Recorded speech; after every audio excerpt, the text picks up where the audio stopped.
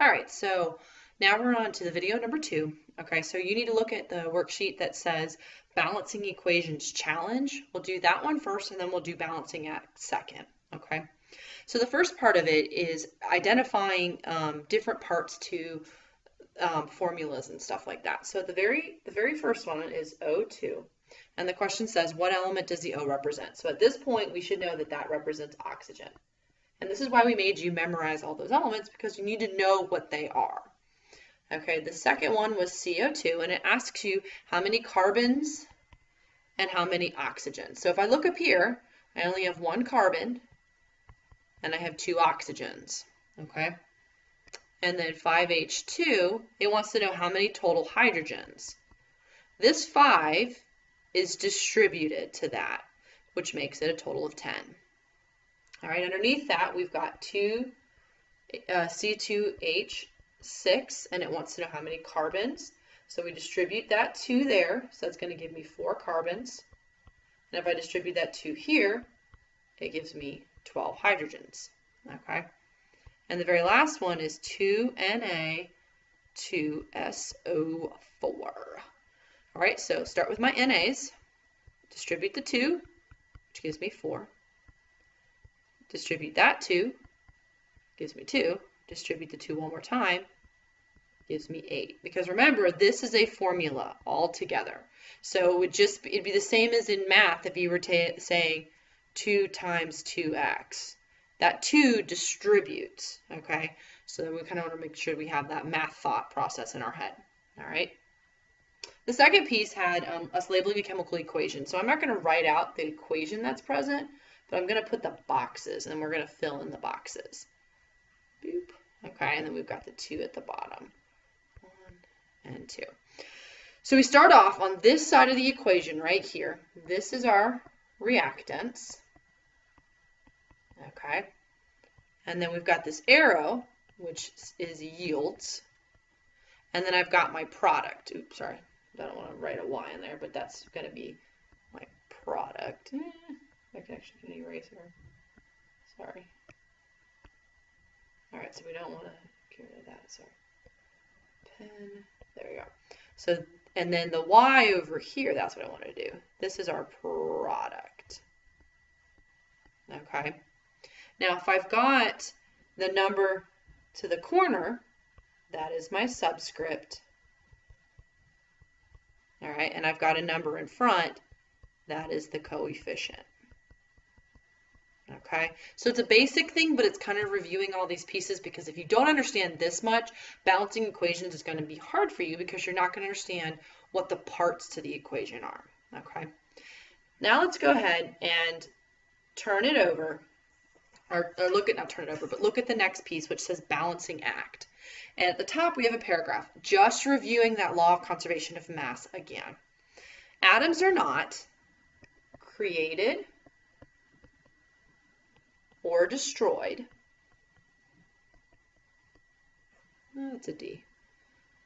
During a chemical reaction. Scientists know that there must be the same number of atoms on each side of the equation. To balance the chemical equation, you must add coefficients in front of the chemical formulas in the equation. You cannot add or change subscripts. Okay? So now we're going to go through, and I'm going to show you one way of balancing an equation, and I'll kind of keep doing it through these couple of examples. Some of you, as you watch through this, you may pick up on what I'm doing very quickly and not need to do this. I'm showing you this way, but when I look at an equation, I can already tell what's not balanced, and I don't have to go through this process to do it. But again, it's just a way to give you how to do it. So the way that's shown on your worksheet is by going through and adding up all of the pieces to it. So we know already, is it balanced or not? Because sometimes EOG especially, you might have an equation that is already balanced. So you have to know that it's already balanced. All right, so let's look at mg's. I only have 1. I've got 2 oxygens. On this right side, I've got 1 mg and 1 O. So right now we know that these two guys right here, that's not a balanced equation. So what I'm going to have to do is I'm going to have to balance the equation. How do I do that? I'm going to come over to this side of the equation, to my right side, because that's the oxygen that I'm having problems with. I need to make this oxygen right here 2, but I can't add a subscript. The only thing I can add is a coefficient. So it's distributed. So what times 1 is 2? It's going to be 2. Okay, so I'm focused only on oxygen right now. So don't worry about Mg, just focus on oxygen. If I take my 2 and I distribute it to the Mg and the O, I'm going to change these numbers. So instead of having 1 Mg, now I have 2. Instead of having 1 oxygen, now I have 2. Have I completely balanced my oxygens? Yes.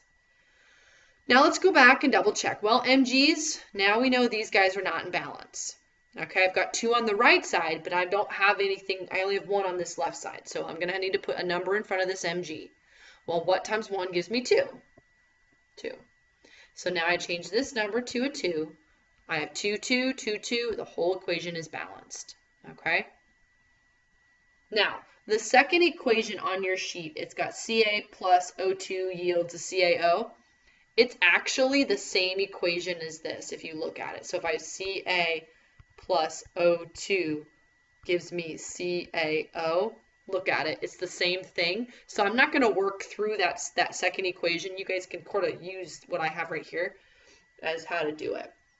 So let's go to the third equation, which is N2 plus H2 gives me NH3. All right, so again, let's just double check. I've got 2 of these. I've got 2 of these. I've only got 1 N, and I've got 3 H's. So this whole thing's a hot mess. Nothing is in balance. So at this point, you can pick any letter. Pick any one to balance, but just focus on that, and then we can go back and fix anything that's not. So let's go ahead and let's balance the ends. Okay, I've got 2 on my left. I got to make 2 on this right side. So what times 1 is 2? Well, you're going to tell me 2. Okay. Let me change my pen color so I don't get us all lost here. So I'm going to distribute that 2 out. So I've now got 2 N's, and 2 times 3, I've got 6 H's. Remember, I'm only focused on N. Have these 2 balanced? Yes, I'm good. I know these 2 are not balanced. So I got to do something to my H's on this side. Well, I've got a 6 over here, and I've got a 2 over here.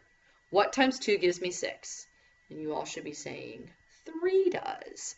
So if I put a 3 in front of that, I change my numbers because I no longer have 2 hydrogens. Now I've got 6 hydrogens.